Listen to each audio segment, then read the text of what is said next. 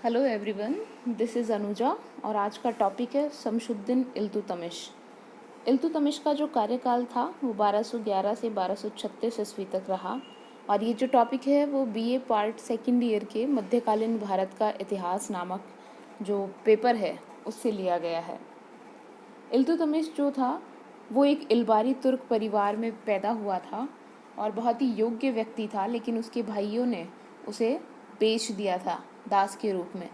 गजनी में कुतुबुद्दीन ने इल्तुतमिश को खरीदा अपने दास के रूप में और साथ ही उसकी योग्यता से प्रभावित होकर के कुतुबुद्दीन ने अपनी पुत्री का विवाह भी उससे कर दिया। इल्तुतमिश जो था उसने खोखरों के विरुद्ध जो युद्ध हुआ था 1205 में गौरी की मृत्यु से पूर्व, उसमें बहुत योग्यता का प्रदर्शन किया था, जिससे प्रभावित होकर के मोहम्मद गौरी ने कुतुबुद्दीन से इल्तुतमिश को दासता से मुक्त करने के लिए कहा था। इसे बाद में बरन का गवर्नर नियुक्त किया गया जब कुतुबुद्दीन जो है उसने दिल्ली में अपना शासन स्थापित कर लिया। इस प्रकार से इल्तुतमिश जो था कुतुबुद्दीन का एक महत्वपूर्ण दास था, साथ ही उसका दामाद था और एक योग्य व्यक्ति था। जब इल्तुतमिश कुतुबुद्दीन की मृत्यु हो गई 1210 ईस्वी में लाहौर में चौगान खेलते हुए, जो कि पोलो जैसा एक गेम होता है, तो आराम शाह जो है उसको दिल्ली की गद्दी पर बिठाया गया। आराम शाह जो था उसकी दिल्ली की गद्दी पर बैठने से जो मुस्लिम सरदार थे और अधिकारीगण थे वो प्रसन्न नहीं थे और इसीलिए उन्होंने इल्तुतमिश को आमंत्रित किया राज्य ग्रहण करने के लिए। इल्तुतमिश जो है 1211 ईस्वी में बरन से चला और दिल्ली की ओर, और दिल्ली की सीमा से बाहर जद नामक स्थान पर 1211 ईस्वी में आराम शाह से उसका युद्ध हुआ और इस युद्ध में आराम शाह पराजित हुआ और मुस्लिम सरदारों की समर्थन और सहायता से इल्तुतमिश जो है उसका राज्यारोहण हुआ। तो कह सकते हैं कि इल्तुतमिश के राज्यारोहण का जो आधार था वो निर्वाचन था और उसका निर्वाचन दिल्ली के नागरिकों और अधिकारियों के द्वारा किया गया। इल्तुतमिश को दिल्ली सल्तनत का वास्तविक संस्थापक भी कहा जाता है। रीज़न ये है कि कुतुबुद्दीन जो था उसे अपने शासन की सुदृढ़ स्थापना के लिए बहुत ज़्यादा वक्त नहीं मिल पाया, सिर्फ 4 साल उसने शासन किया और इसीलिए इल्तुतमिश पर यह जिम्मेदारी पड़ी कि दिल्ली सल्तनत के शासन को वो सुदृढ़ करें, उसका विस्तार करें, और इसीलिए इल्तुतमिश को दिल्ली सल्तनत का वास्तविक संस्थापक कहा जाता है। इल्तुतमिश के राज्यारोहण के पश्चात जो प्रारंभिक समस्याएं उसे उठानी पड़ी वो कुछ इस प्रकार हैं। सबसे पहली जो समस्या थी वो थी विभाजित साम्राज्य। इल्तुतमिश को दिल्ली का राज्य प्राप्त हुआ और कुतुबुद्दीन की जैसे ही मृत्यु हुई उसके बाद साम्राज्य जो था विभिन्न भागों में विभाजित हो गया।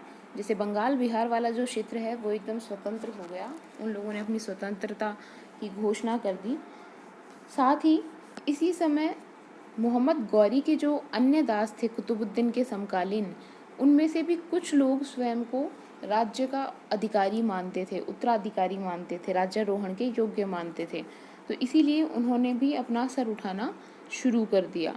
तो साम्राज्य जो था वो कई भागों में बट गया। इसमें कुबाचा, नासिरुद्दीन कुबाचा जो है उसने मुल्तान वाले क्षेत्र पर कब्जा कर लिया और यल्दौज जो है उसने पश्चिमी पंजाब वाले क्षेत्र पर अपना अधिकार कर लिया। तो ये एक प्रमुख समस्या थी इन क्षेत्रों को दिल्ली सल्तनत के अधीन लाने की। दूसरी है राजपूत राजाओं का स्वतंत्र होना। राजपूत राजा जो थे उन्होंने जैसे ही कुतुबुद्दीन ऐबक की मृत्यु के बाद में जो अव्यवस्था फैली उसका लाभ उठा करके स्वयं की स्वतंत्रता की घोषणा कर दी। उन्होंने दिल्ली की जो सरकार थी उसको लगान भेजना या कर भेजना भी बंद कर दिया। इनमें जालौर, रणथंबोर जैसे जो क्षेत्र हैं वो प्रमुख थे। साथ ही बयाना, दोआब, ग्वालियर, अजमेर वाले क्षेत्रों में भी राजपूतों के द्वारा विद्रोह कर दिया गया। फिर है यल्दौज का दिल्ली सल्तनत पर दावा। यल्दौज जो था, ताजुद्दीन यल्दौज उसका पूरा नाम है, ये गजनी का शासक था ये भी मोहम्मद गौरी का एक दास था और कुतुबुद्दीन ऐबक के समय में इसने गजनी वाले क्षेत्र पर अपना अधिकार कर लिया था और दिल्ली सल्तनत पर ये अपना अधिकार मानता था, क्योंकि गजनी के अधीन ही दिल्ली का राज्य था मोहम्मद गौरी के समय में। और अब चूँकि गजनी पर ताजुद्दीन यल्दौज़ का अधिकार था तो उसका मानना था कि दिल्ली गजनी के अधीन है। और इल्तुतमिश के लिए ये खतरा था, क्योंकि इल्तुतमिश की स्थिति जो थी अभी इतनी मजबूत नहीं थी कि वो ताजुद्दीन यल्दौज़ का सामना कर सकें। फिर नेक्स्ट इम्पॉर्टेंट महत्वपूर्ण समस्या जो उसके सामने थी वो है कुतुबी अमीर, यानी कुतुबुद्दीन ऐबक के समय के जो अमीर थे, अमीर वर्ग था, उनके समर्थन की प्राप्ति की समस्या। इनमें से कुछ जो अमीर थे, स्पेशली जो लाहौर के अमीर थे, उन्होंने आराम शाह का समर्थन किया था और वो इल्तुतमिश को सुल्तान मानने के लिए तैयार नहीं थे। और इसीलिए इल्तुतमिश के विरुद्ध आरंभिक समय में बहुत सारे षड्यंत्र जो है वो इन अमीरों के द्वारा किए गए। तो इन पर नियंत्रण की स्थापना करना भी इल्तुतमिश के सामने एक प्रमुख समस्या थी। इन प्रारंभिक समस्याओं को किस तरीके से इल्तुतमिश के द्वारा सॉल्व किया गया और किस तरीके से हल किया गया, इसके बारे में हम लोग अब डिस्कस करेंगे। इल्तुतमिश की उपलब्धियों, उसके द्वारा कौन कौन सी उपलब्धियां हासिल की गई, सफलताएं, उसके कौन कौन से कार्य थे, उनके बारे में। सबसे पहला और महत्वपूर्ण, इल्तुतमिश ने अपना स्वयं का एक दल गठित किया अपने विश्वस्त अमीरों और सरदारों का। इसके अंदर इल्तुतमिश ने 40 सरदारों का एक गुट था उसका गठन किया, जिसका नाम चालीसा दल, या जिसे बहुत बार तुर्कान ए चिहलगानी कहते हैं, रखा गया। इल्तुतमिश जो था उसने कुतुबी अमीर और जो मोहम्मद गौरी के जो अमीर थे, जिन्हें मुइज़्ज़ी अमीर कहते हैं, उनके विद्रोह की समाप्ति के लिए और अपने समर्थन के लिए विश्वास पात्र गुलाम सरदारों का ये जो एक दल था वो गठन किया। और बलबन जो था आगे चलकर जो शासक बना दिल्ली सल्तनत का, वो भी इस गुट का ही एक भाग था। ये जो गुट के सदस्य थे उनको दरबार और शासन के महत्वपूर्ण पदों पर नियुक्त किया गया और इनके द्वारा इल्तुतमिश को पूरा सपोर्ट और समर्थन जो है वो प्रदान किया गया। ये इल्तुतमिश के प्रति निष्ठावान रहे क्योंकि इनकी जो उन्नति थी वो इल्तुतमिश पर निर्भर करती थी। फिर है यल्दौज़ का दमन।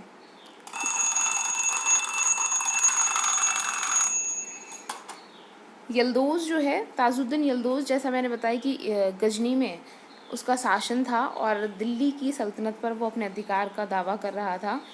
यल्दौज़ जो है उसने कुबाचा पर आक्रमण किया 1215 ईस्वी में, और कुबाचा जो है उसने इल्तुतमिश की सहायता के लिए आह्वान किया और इल्तुतमिश ने 1215 ईस्वी में इस तरफ प्रयाण किया, आक्रमण का सामना किया और इसे तराइन का तृतीय युद्ध कहते हैं, जो यल्दौज़ और इल्तुतमिश के बीच हुआ 1215 ईस्वी में। और इस युद्ध में फाइनली अंतिम रूप से जो है यल्दौज़ को पराजित कर दिया इल्तुतमिश के द्वारा। और एक जो महत्वपूर्ण खतरा था इल्तुतमिश के खिलाफ वो समाप्त हो गया। लेकिन इस समय भी नासिरुद्दीन कुबाचा जो था उसने इल्तुतमिश ने जो है वो उसे समाप्त नहीं किया और लाहौर में उसका अधिकार बने रहने दिया। नेक्स्ट है मंगोल आक्रमण का भय। 1220 ईस्वी के लगभग चंगेज खां जो था उसने मध्य एशिया में ख्वारिज्म का जो राज्य था उसको पूरी तरीके से नष्ट कर डाला था और इसीलिए ख्वारिज्म का जो युवराज था, शासक का जो पुत्र था जलालुद्दीन मंगबरनी, वो भाग कर के पंजाब की ओर आ गया था। मंगबरनी जो था उसने खोखरों की सहायता प्राप्त की। खोखर जो है वो पश्चिमोत्तर भारत, पंजाब सिंध वाला जो क्षेत्र है वहाँ की कबीलाई और लड़ाकू जातियों में से एक हैं। ये जो लड़ाकू जातियाँ थी, कबीलाई जातियाँ थी, खोखर इत्यादि, ये इस क्षेत्र में जो है पूरी अशांति व्यवस्था बनाए रखती थी और जलालुद्दीन मंगबरनी ने इनका समर्थन प्राप्त कर लिया था। इसने कुबाचा को, नासिरुद्दीन कुबाचा को पराजित कर दिया और सिंध सागर दोआब वाला जो क्षेत्र है वहाँ पर उसने अधिकार कर लिया। इसके बाद इसने इल्तुतमिश को अपना दूत भेजा और प्रार्थना की कि चंगेज खां के खिलाफ जो है वो इसकी सहायता करें। अगर चंगेज खां के खिलाफ इल्तुतमिश के द्वारा इसकी सहायता की जाती मंगबरनी की, तो संभव था कि चंगेज खां और मंगोल जो हैं मंगोल जो हैं वो चंगेज़ खां के नेतृत्व में थे इस समय। तो मंगोलों के द्वारा दिल्ली सल्तनत पर भी आक्रमण किया जाता और मंगोलों को बहुत ही क्रूर आक्रमणकारी कहा जाता है, जो अपने आक्रमण वाले क्षेत्र में बहुत ही लूटमार करते थे, साथ ही बहुत ज़्यादा कत्लेआम किया करते थे और क्रूर हिंसक गतिविधियां, बर्बर घटनाएं जो हैं उन क्षेत्रों में घटा करती थी जहां पर मंगोलों के द्वारा आक्रमण किया जाता है, ऐसा कहा जाता है। इल्तुतमिश जो था उसने बहुत कूटनीतिक तरीके से इस समय काम लिया और उसने बहुत कूटनीतिक उत्तर जो है वो मंगवर्नी को दिया। उसका कुछ इस प्रकार से उत्तर था कि भारत की जो गर्म जलवायु है वो ख्वारिज़्म के युवराज के योग्य नहीं है। इसका सीधा सीधा कहने का मतलब था कि वो उसे डायरेक्टली सहायता नहीं प्रदान कर सकता। इसी वजह से 1224 ईस्वी में जब सहायता नहीं मिली इल्तुतमिश से, तो मंगवर्नी जो था उसने भारत को छोड़ दिया और वो फारस की ओर चला गया। और इस तरीके से अपनी कूटनीतिक नीति की वजह से इल्तुतमिश जो था उसने दिल्ली सल्तनत को मंगोलों के आक्रमण से सुरक्षित रख पाया। अब है नासिरुद्दीन कुबाचा का दमन। मंगबरनी जो था भारत में लगभग 3 वर्ष रहा और इसके बाद में वो वापस फारस की ओर लौट गया जब इल्तुतमिश से उसे सहायता नहीं मिली। इल्तुतमिश जो है उसने 1225 में कुबाचा पर आक्रमण कर लिया और लाहौर, भटिंडा इत्यादि का जो क्षेत्र है उस पर अधिकार कर लिया। ऐसी स्थिति में सिंध के क्षेत्र में भक्कर का किला है जहाँ पर नासिरुद्दीन कुबाचा ने शरण ली। इल्तुतमिश की सेना ने इस भक्कर के किले को घेर लिया और इसकी वजह से कुबाचा जो है वो यहाँ से भाग गया और ऐसा कहा जाता है कि सिंध नदी में भागते हुए उसकी नाव डूबने की वजह से उसकी मृत्यु हो गई। और इस तरीके से एक दूसरी महत्वपूर्ण जो खतरा था या दूसरा महत्वपूर्ण जो शत्रु था इल्तुतमिश का, नासिरुद्दीन कुबाचा, उसका अंत हो गया और इल्तुतमिश ने पंजाब और सिंध वाले क्षेत्र पर अधिकार कर लिया। इसके पश्चात बंगाल जो है एक ऐसा क्षेत्र है जो दिल्ली सल्तनत से दूरी की वजह से उस पर नियंत्रण रख पाना हमेशा से बहुत कठिन रहा। आने वाले समय में भी बंगाल जो है उसे जब भी मौका मिला उसने अपनी स्वतंत्रता की घोषणा विभिन्न शासकों के अधीन की। और अब भी कोई नई बात नहीं थी कि कुतुबुद्दीन ऐबक की मृत्यु के बाद बंगाल जो है उसने स्वयं की स्वतंत्रता की घोषणा कर दी थी। इस समय बंगाल में हिसामुद्दीन एवाज नामक एक खिलजी सरदार था, उसने सत्ता पर अधिकार कर लिया था और इल्तुतमिश जो है अपने आरंभिक शासनकाल में बंगाल की ओर ध्यान नहीं दे सका मंगोलों की समस्या के कारण, यल्दोज कुबाचा की समस्या के कारण। इन आक्रमणों की आशंका से फ्री होने के बाद में इल्तुतमिश जो है 1226 में बंगाल किया और हिसामुद्दीन ने जो है उसकी सत्ता जो है वो स्वीकार कर ली।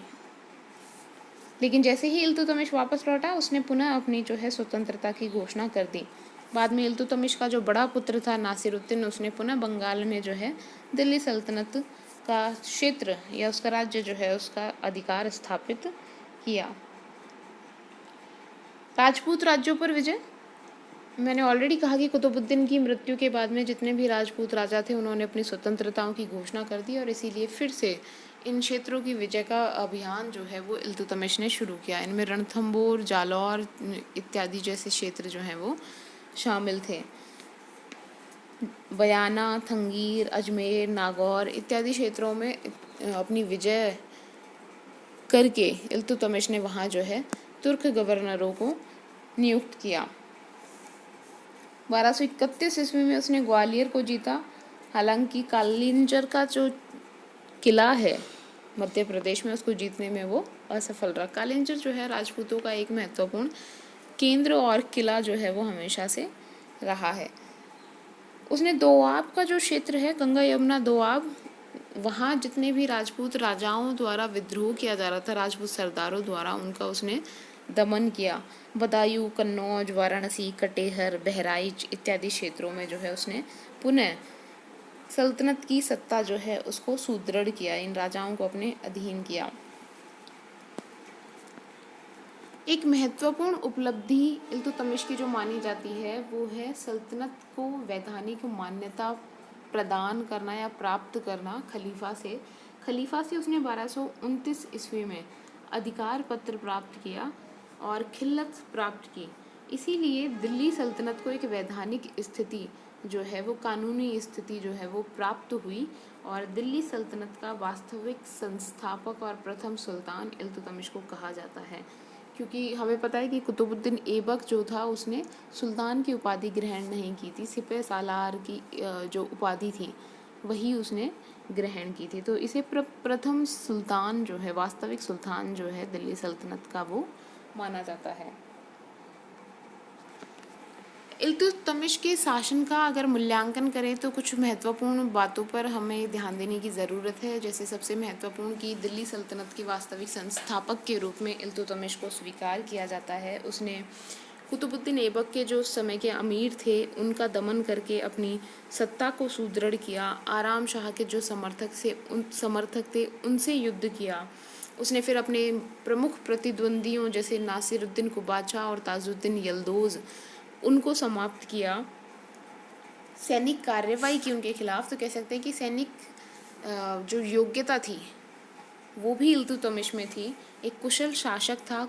मंगोलों के खिलाफ उसने जो नीति का प्रयोग किया उससे उसकी कूटनीतिक क्षमता का पता चलता है और दिल्ली सल्तनत की मंगोल आक्रमणों से जो है वो रक्षा इसी वजह से कर पाया। एक कुशल सेनापति था, इसी वजह से राजपूत राजा जो हैं और राजपूत राज्य जो हैं उनको पुनः दिल्ली सल्तनत के अधीन इल्तुतमिश ला पाया। बंगाल और बिहार को जीत पाया और इस तरीके से कुतुबुद्दीन ऐबक की मृत्यु के समय सल्तनत जो विभाजित हो गई थी, छिन्न भिन्न हो गई थी, उसको पुनः इल्तुतमिश ने स्थायी बनाया, सुदृढ़ किया। इल्तुतमिश जो था वो एक कुशल योग्य प्रशासक भी था। उसने बहुत से प्रशासनिक जो है निर्णय लिए। इक्ता व्यवस्था प्रारंभ की। शुद्ध अरबी भाषा के चांदी के टंके जारी किए जिनका भार लगभग 175 ग्रेन था। बहुत बार क्वेश्चन पूछा जाता है कि कौन सा ऐसा पहला शासक था जिसने शुद्ध अरबी भाषा में चांदी के टंके जो हैं उनको प्रारंभ किया। तो आंसर विल बी इल्तुतमिश। इसके अलावा उसने योग्य अधिकारियों का संगठन किया तुर्कान ए चहलगानी या चालीसा दल के रूप में। तो प्रशासनिक तौर पर भी उसने बहुत से नवीन महत्वपूर्ण कार्य किए। इक्ता व्यवस्था उनमें एक प्रमुख थी। इक्ता होता है भूमि का खंड जिससे राजस्व वसूल करने का अधिकार प्राप्त होता है किसी भी अधिकारी को या सरदार को अपनी सेवाओं के बदले में। ये जो है हस्तांतरणीय होते हैं, यानी ट्रांसफ़र किए जा सकते हैं एक व्यक्ति से दूसरे व्यक्ति के। ये ज़मीन पर अधिकार ना होकर के उस ज़मीन से राजस्व वसूली का अधिकार जो है वो कहा जा सकता है। इल्तुतमिश जो है उसने वंशानुगत शासन का प्रारंभ किया, यानी पहली बार दिल्ली सल्तनत में अपने पुत्र और पुत्री को जो है उसने अपने उत्तराधिकारी के रूप में नामजद किया। रजिया जो है उसे अपने जीवन काल में ही उसने अपना उत्तराधिकारी जो है वो घोषित कर दिया था और इसलिए वंशानुगत शासन का प्रारंभ इल्तुतमिश के द्वारा किया गया। मैंने ऑलरेडी बताया कि सल्तनत को वैधानिक स्थिति प्रदान की खलीफा से अधिकार पत्र की प्राप्ति के पश्चात। इल्तुतमिश जो है उसने साहित्य और कला के क्षेत्र में भी अपना महत्वपूर्ण योगदान दिया। उसने नासिरुद्दीन महमूद जो उसका बड़ा पुत्र था, उसकी मृत्यु उसके जीवन काल में हो गई थी, तो दिल्ली में उसने उसका मकबरा निर्मित करवाया। इल्तुतमिश का स्वयं का मकबरा भी दिल्ली में बना हुआ है। कुतुब मीनार जो है उसका निर्माण कार्य कुतुबुद्दीन ऐबक के समय में प्रारंभ हो गया था, लेकिन इसकी जो समाप्ति है वो इल्तुतमिश के शासनकाल में हुई। इसके साथ ही इल्तुतमिश जो था उसने बहुत से विद्वानों को राजाश्रय प्रदान किया, जिसमें मिन्हाज और सिराज और इसामी जैसे विद्वान जो हैं वो प्रमुख हैं। इस तरीके से कहा जाता है कि इल्तुतमिश जो है वो एक महान शासक रहा। इल्तुतमिश के द्वारा बहुत से नए कार्य किए गए और दिल्ली सल्तनत की जो स्थापना थी कुतुबुद्दीन ऐबक के समय में की गई उसको सुदृढ़ जो है इल्तुतमिश के नेतृत्व में किया गया। उसने तुर्की राज्य जो कि बिल्कुल नव स्थापित हुआ था उसको नष्ट होने से बचाने में अपना महत्वपूर्ण योगदान दिया। उसने इसे वैधानिक स्थिति प्रदान की और इसे वंशानुगत बनाया। अपने पुत्रों में उत्तराधिकार युद्ध होने से बचाने का प्रयास किया। इस तरीके से इल्तुतमिश जो था उसने एक विस्तृत साम्राज्य स्थापित किया और वुलजले हेग एक इतिहासकार हैं, उनका मानना है कि इल्तुतमिश जो था वो सभी गुलाम सुल्तानों में महान था।